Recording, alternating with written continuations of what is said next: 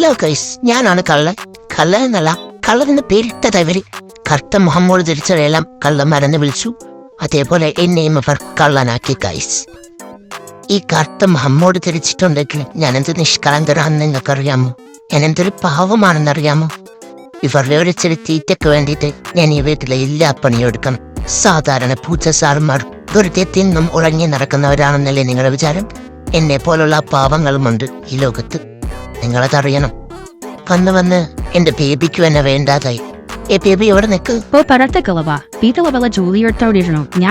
കണ്ടല്ലേ കേസ്, എന്റെ നിഷ്കളങ്കമായ അവസ്ഥ. ഇതാണ് എന്റെ കാര്യം. വീട്ടിൽ നിന്നാ വീട്ടിൽ നടിച്ച് പുറത്താക്കുക. വീട്ടിൽ നിൽക്കാൻ പോലും പറ്റൂല. ഇനി ഇവരെ സോപ്പിട്ട് ഇവരുടെ കാലം തിളവി ഇവരെ മസാജ് ചെയ്ത് നിന്നാൽ മാത്രമേ എനിക്ക് ഇവിടെ സ്ഥാനമുള്ളൂ. കണ്ണും കാതും കാണിച്ച് ഞാൻ ഇവരെ മയക്കിയെടുക്കും. അങ്ങനെ ഇവരെന്നെ വിളിക്കും അങ്ങോട്ടേക്ക്. അതാണ് എന്റെ സമയം.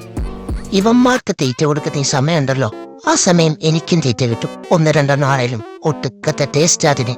രണ്ടരക്കുഴികൾക്കും ഇങ്ങനെ വെറുതെ ഇരുന്ന് തിന്നാ മതി. അതൊക്കെ എന്റെ കഷ്ടപ്പാട്. വേല എടുത്തിട്ട് വേണം തിന്നാൻ. അതിനൊരു അന്തസ്സുണ്ട്.